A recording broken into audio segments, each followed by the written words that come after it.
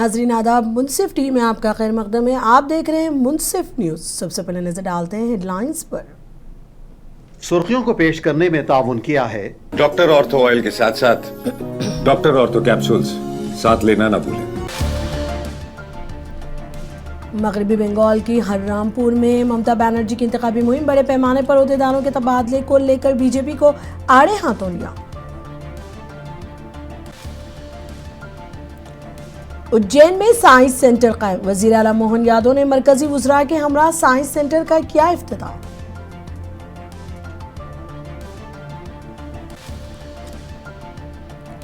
मालदा में अदालती हुकाम के घेराव का मामला, सीआईडी ने अहम मुलजिम को किया गिरफ्तार, तहकीकात जारी।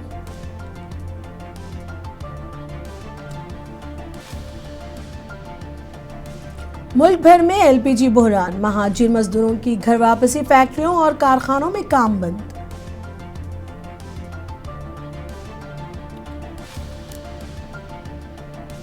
मुल्क भर में गुड फ्राइडे तकारीब का एहतमाम, जबलपुर में वे ऑफ द क्रॉस जुलूस का इनेकाद, हजरत ईसा मसीह की कुर्बानियों को याद किया गया। दिव्यांशु कत्ल के खिलाफ देहरादून में किसान तंजीमों का एहतजाज, मुजरिमों की गिरफ्तारी और इंसाफ का हुकूमत से किया मुतालबा।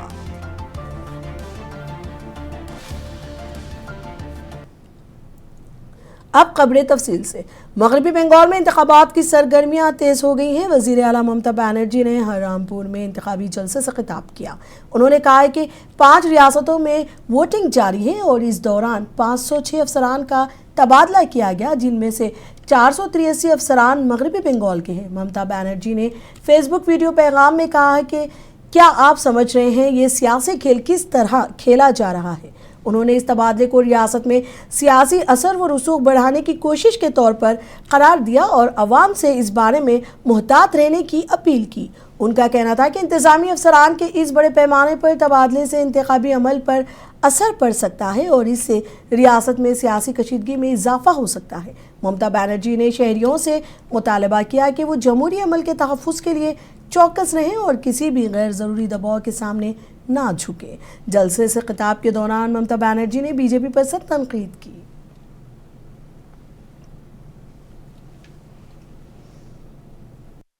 শুধু বাংলায় 483 জনকে ট্রান্সফার করেছে। বুঝতে পারছেন খেলাটা? এর চক্রান্তের খেলা, বুঝে নেব। খেলা হবে দুরন্ত খেলা, দুর্দান্ত খেলা। বিজেপিকে শূন্য করে দিন, বাংলাকে পূর্ণ করে দিন। বাংলাকে টার্গেট করলে আমরা আগামী দিন দিল্লিকে টার্গেট করব। আর বলি, ও মোটা ভাই, যতই চক্রান্ত করো ভাই, জেনে রেখো তোমার মুখ দেখবে আর ভোট কাটবে, তোমার মুখ দেখবে আর ভোট কাটবে। তোমার मध्य प्रदेश के वजीर आला मोहन यादव ने उज्जैन साइंस सेंटर का इफ्तिताह किया। इस मौके पर मरकजी वजीर तालीम धर्मेंद्र प्रधान और मरकजी वजीर सखावत व सयाहत गुजेंद्र सिंह शेखावत भी मौजूद थे। इफ्तिताही तकरीब के दौरान मोहन यादव ने कहा कि ये साइंस सेंटर तलबा और नौजवानों में साइंसी शौर को फ़रोग देने में अहम किरदार अदा करेगा। उन्होंने कहा कि हुकूमत तालीम और तहक़ीक़ के मैदान में जदीद सहूलियात फराहम करने के लिए पुरअज़्म है। मरकज़ी वज़ीर तालीम धर्मेंद्र प्रधान ने अपने खिताब में कहा कि इस तरह के इदारे नई नस्ल को साइंसी सोच अपनाने और इख्तिराआत की तरफ राग़िब करने में मददगार साबित होंगे। उन्होंने इस इक़दाम को तालीमी तरक्की की जानिब एक अहम कदम करार दिया।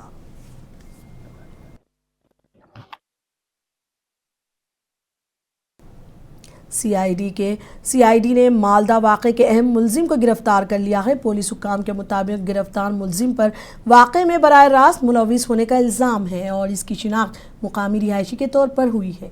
हुक्काम ने बताया कि गिरफ्तार मुलजिम से इब्तदाई तफ्तीश के दौरान अहम मालूमात हासिल हुई है जो वाक़े के पस मंज़र और दीगर मुलविस अफराद के हवाले से तहक़ीक़ात में मददगार साबित हो सकती है। सीआईडी ने वाक़े की मुकम्मल जांच के लिए मुख्तलिफ टीमें तश्कील दी हैं और मुकदमे के तमाम पहलुओं को खोजने में मसरूफ़ है।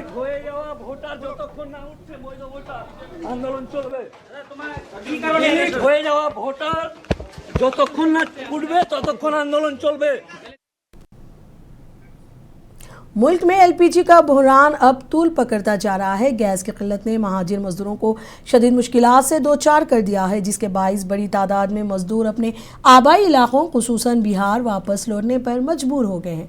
पटना के दानापुर रेलवे स्टेशन पर मौजूद मजदूरों ने बताया कि गैस सिलेंडर की दस्तयाबी मुश्किल होने के बाइस उनके लिए रोज़मर्रा ज़िंदगी गुजारना दुश्वार हो गया था।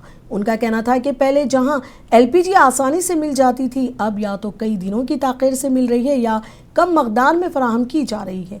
मजदूरों ने बताया कि पहले 14 किलो का सिलेंडर मिलता था, लेकिन अब सिर्फ 10 किलो गैस दी जा रही है, वो भी 10 से 15 दिन की ताख़ीर के बाद। उन्होंने कहा कि गैस एजेंसियों की जानिब से बताया जा रहा है कि रिफिल सिर्फ 14 से 45 दिन के वक्फे के बाद ही मुमकिन है। गैस की किल्लत के सबब फैक्ट्रियों में काम करने वाले मजदूरों को मुश्किलात का सामना है।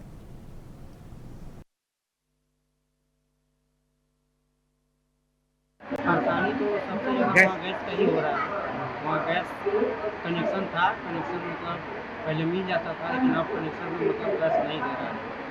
किसी किसी को मिल रहा है 10 दिन 15 दिन लेट मिल रहा है, अभी 10 किलो मिल रहा है, उसमें कटौती करके पहले 14.5 किलो था, अब 10 किलो अभी एजेंसी से बोला जा रहा है 40 दिन का मिलेगा, 40-45 दिन का मिलेगा। कहाँ पर काम कर रहे हैं तो वहाँ पर काम भी नहीं मिल रहा है, और उसमें सिलेंडर की महामारी चल रही है। सिलेंडर इतने महंगे बना रही है। तुम लोग खाना पीना कैसे बना रहे हो या होटल में खा रहे हो? होटल से लेके खाना खाते हैं। होटल में क्या पहले से महंगा है कि सस्ता है, क्या है? बहुत महंगा है ऐसा। एक टाइम का खाना खाने में 3 आदमी 400 रुपये जाती है। घर अपना गैस क्यों प्रॉब्लम था और काम वाम भी नहीं चल रहा था बराबर, गैस नहीं मिल रहा था, एकदम गैस नहीं मिल रहा था, नहीं बराबर खाना नहीं बन रहा था, लकड़ी पे खाना बन रहा था। दिक्कत यही सबसे ज्यादा है कि मानो गैस नहीं मिल रहा है। हम लोग तो पेमेंट भी सेट नहीं रोकता है फैक्ट्री वाला, 10 को मिल करके हगामा कर देते, पेमेंट भी दे देता है, लेकिन गैस नहीं मिल रहा है तो वो भी बेचारा कोई काम नहीं कर रहा है। बोला हम क्या करें, तू लोग के पैसा कमी है तो बोलो देता हूँ। गैस से प्रॉब्लम हो गया, गैस 450 रुपये हो गया, वापस आना पड़ा। गैस मिल रहा था कि नहीं मिल रहा था? मिल रहा था, बाकी बहुत महंगा मिल रहा था, इसीलिए वापस लौटना। मध्य प्रदेश के जबलपुर में गुड फ्राइडे के मौके पर शहर के मुख्तलिफ गिरजाघरों में रिवायती अंदाज में अक़ीदत और एहतराम के साथ तक़रीबात का इनेकाद किया गया। ये दिन मसीही बरादरी के नज़दीक इबादत, रोज़ा और रियाज़त का दिन माना जाता है। मसीही अक़ीदे के मुताबिक तकरीबन 2000 साल कबल इसी दिन हज़रत ईसा मसीह को सलेब पर चढ़ाया गया था। इस मुनासिबत से मरकज़ी तकरीब वे ऑफ द क्रॉस के तहत गम अंगेज़ जुलूस की सूरत में मुनक़्क़िद हुई, जो होली ट्रिनिटी चर्च से शुरू होकर शहर के अहम रास्तों से गुजरती हुई भनोरताल के चर्च पर इख्तिताम पज़ीर हुई। इस जुलूस के दौरान अक़ीदतमंदों ने भजन, हम्दो-सना और मजहबी नग़मे पेश किए। गिरजाघरों में हज़रत ईसा मसीह के साथ होने वाली गद्दारी, गिरफ्तारी और क़ुरबानी के वाक़यात को तफसील से बयान किया गया।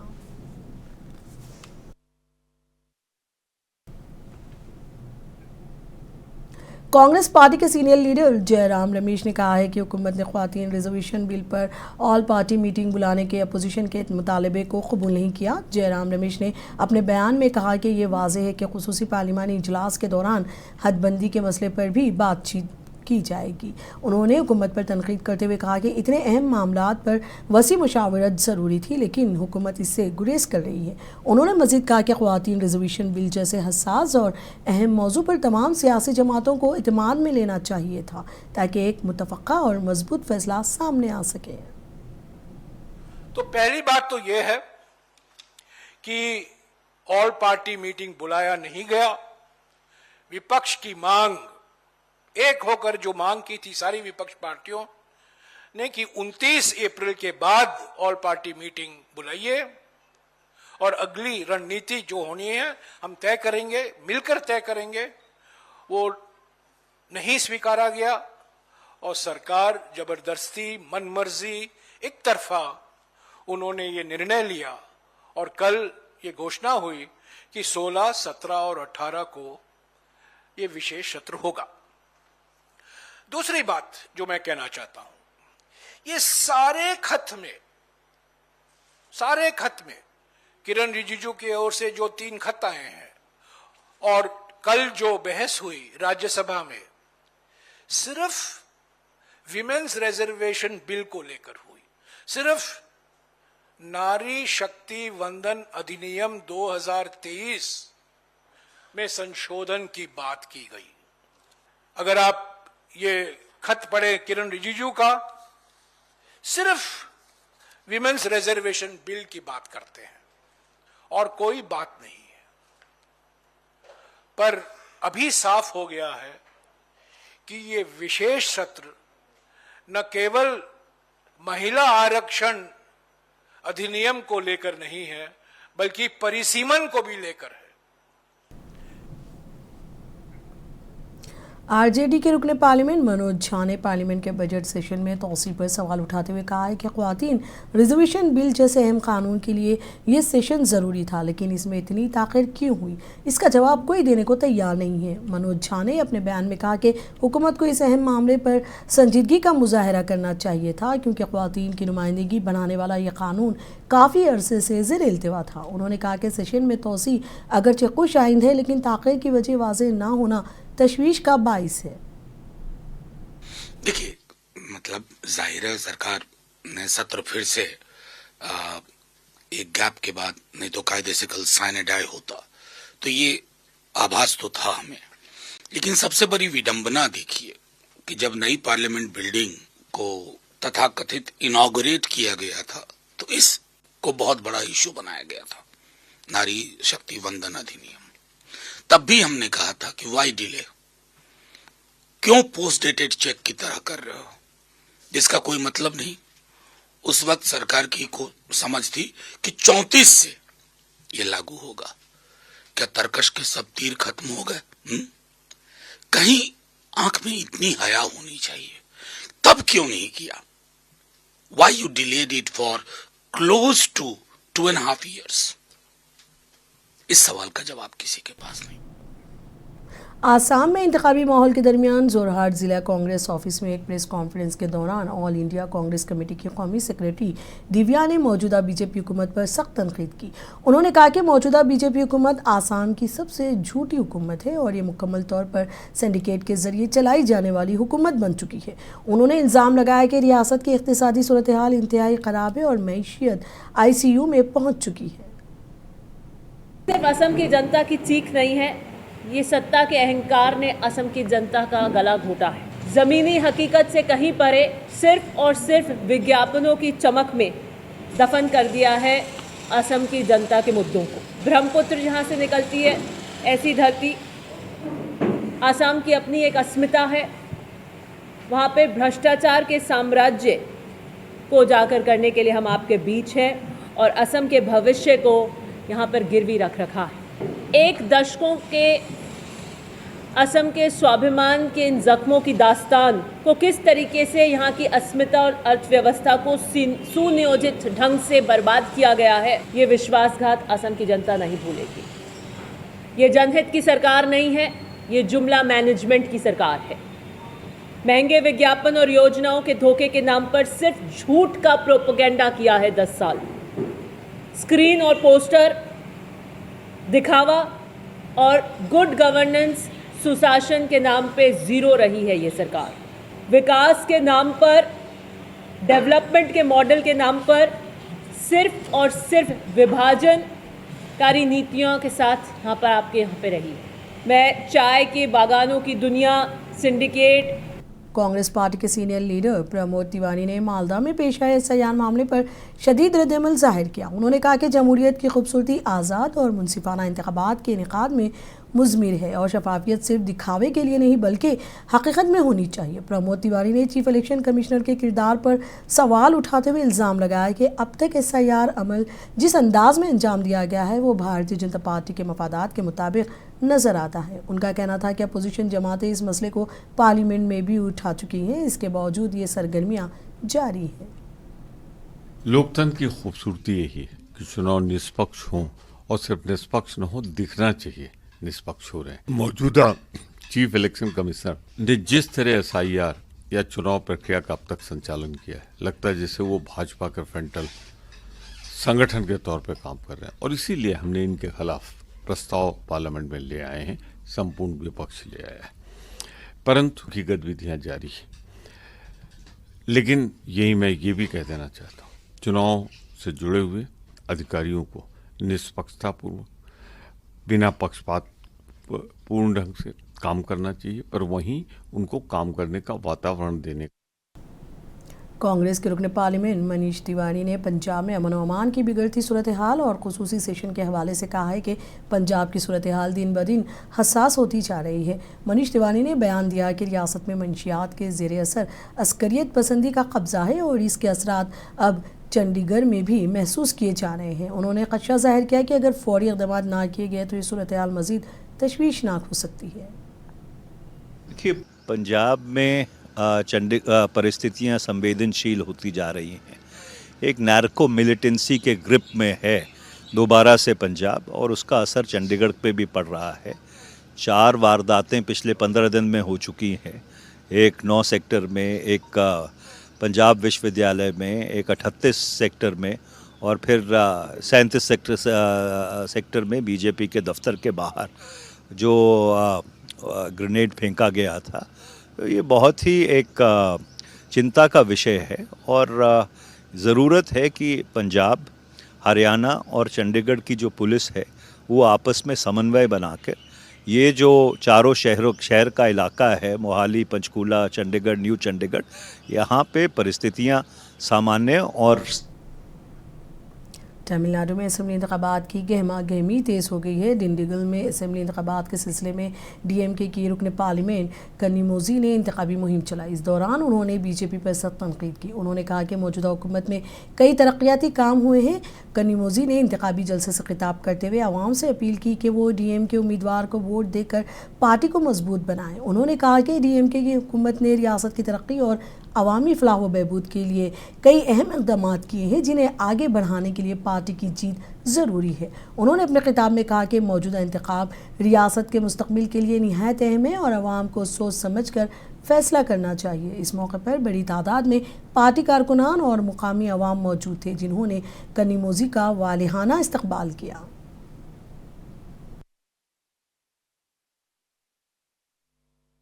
அந்த தேர்வு செய்யக்கூடிய உரிமையை உங்கள் கைகளிலே வழங்கி இருக்கக்கூடிய முதலமைச்சர் நம்முடைய இயக்கம் திராவிட முன்னேற்ற கழகம். அதனால அந்த 8000 ரூபாய்ல நீங்க என்ன வேணாலும் வாங்கலாம். உங்களுக்கு பிடிச்சது வீட்டுல இருக்கிறத இன்னும் நல்லா வாங்கணும்னு நினைச்சீங்கன்னா அது பழைய சாமான கொடுத்துட்டு புதுசுல இந்த 8000 ரூபாயை கொடுத்தீங்கன்னா அதை விட பெருசா வாங்கிக்க முடியும். அதனால அந்த 8000 ரூபாய் வவுச்சர் நாங்க சொன்னா நிச்சயமாக செய்து தருவோம் என்ற तमिलनाडु के नए वज़ीर आला उदयनिधि स्टैलिन ने चीपाक तिरुवल्लिकनी असम्बली हल्के में इंतखाबी मुहिम चलाई। इस मौके पर नायब वज़ीर आला ने घर घर जाकर अवाम से मुलाकात की। इस मौके पर उन्होंने डीएमके को वोट देते हुए उन्हें कामयाब बनाने अवाम से अपील की। इस मौके पर पार्टी के कायदीन और कारकुन भी मौजूद थे।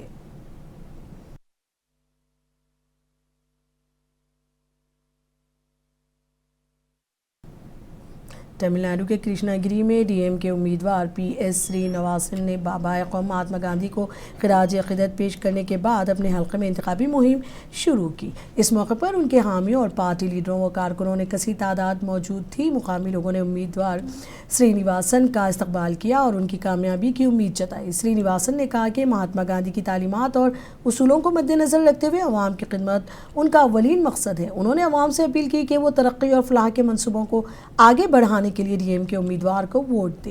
इंतखाबी मुहिम के आगाज़ के मौके पर पार्टी कारकुनान और मुकामी शहरियों की बड़ी तादाद ने शिरकत की जिन्होंने उम्मीदवार का रुतबा खैर मकदम किया और उनके हक में नारे लगाए। हरियाणा पंचकुला की ईडी अदालत ने एजेएल केस में हरियाणा के साबिक़ वज़ीर आला भूपेंद्र सिंह हुड्डा और मोतीलाल वोहरा को मुकम्मल तौर पर बेकसूर करार दे दिया है। भूपेंद्र सिंह हुड्डा के वकील एसपीएस परमार ने बताया कि एजेएल केस में ईडी अदालत ने साबिक़ वज़ीर आला और मोतीलाल वोहरा को डिस्चार्ज कर दिया है। उन्होंने मज़ीद कहा कि इससे कबल इसी केस के सीबीआई में भी दोनों को बेकसूर करार दिया जा चुका है। परमार ने वजाहत करते हुए कहा कि एजेएल केस काफ़ी सालों से सीबीआई और ईडी अदालतों में ज़ेर इल्तिवा था। पहले सीबीआई केस में उन्हें बेकसूर करार दिया गया और अब ईडी के केस में भी डिस्चार्ज किया गया है, जिसके बाद ये मामला मुकम्मल तौर पर ख़त्म हो चुका है।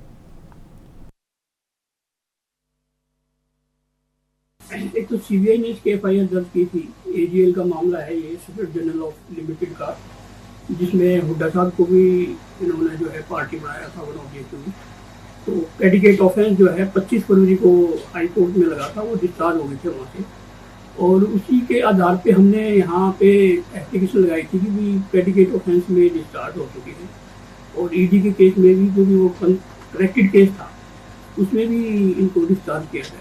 तो आज वो हियरिंग के लिए आया था CBI कोर्ट में, ED कोर्ट में। दिव्यांशु के कत्ल के खिलाफ देहरादून में किसान लीडर राकेश टिकैत की क़यादत में एहतजाज किया गया। मुजाहिरीन ने हुकूमत से फौरी इंसाफ और मुलजिमान की जल्द अज जल्द गिरफ्तारी का मुतालबा किया।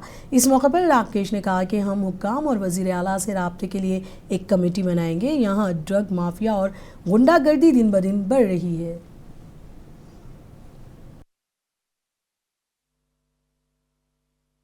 देखो, हम तो यहाँ पे वही सरकार से इंसाफ लेने आए कि हम अपने बच्चों को वहाँ से, ये देहरादून बहुत बढ़िया जगह है, बड़ी पीसफुल जगह है, यहाँ पे अपने बच्चों को पढ़ाने भेजते हैं, और यहाँ पे उस तरह से दिव्यांशु की जैसे हत्या हुई है, जैसे रणबीर हत्याकांड हुआ था, तो हम असुरक्षित सी महसूस कर रहे।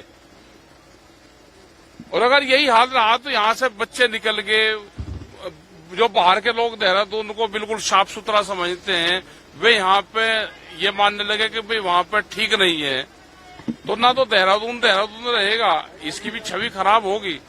जिस तरह से नशे का कारोबार यहाँ पे बढ़ रहा, देखो यहाँ के प्रशासन को संज्ञान लेना चाहिए, यहाँ की सरकार को संज्ञान लेना चाहिए। ये देहरादून उत्तराखंड ना किसी का है, ये सबका है।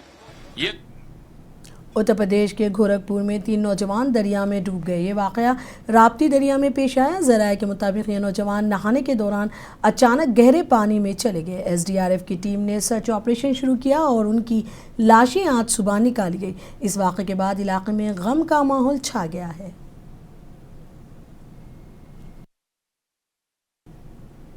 वज़ीर-ए-आज़म नरेंद्र मोदी आज पुडुचेरी इंतखाबी मुहिम चलाएंगे। इस मौके पर वज़ीर-ए-आज़म मोदी रोड शो भी करेंगे। ज़राए के मुताबिक वज़ीर-ए-आज़म इंतखाबी रैली से खिताब भी करेंगे। वज़ीर-ए-आज़म के दौरे के पेश नज़र सिक्योरिटी के सख्त इंतजाम किए गए हैं।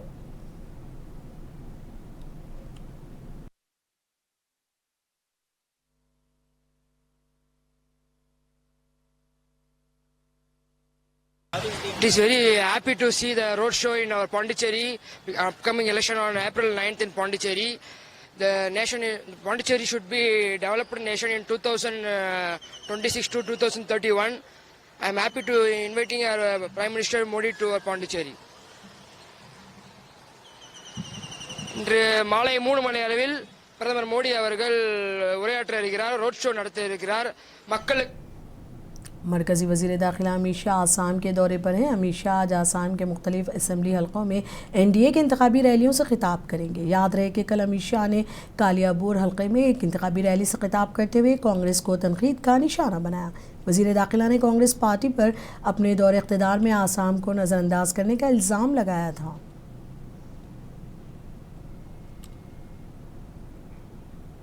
मरकज़ी वज़ीर चिराग पासवान ने कहा कि बिहार के अगले वज़ीर आला के बारे में ऐलान बहुत जल्द किया जाएगा। इस मामले पर इत्तेहाद के अंदर वसी बातचीत हुई है और जल्द ही इसका ऐलान किया जाएगा।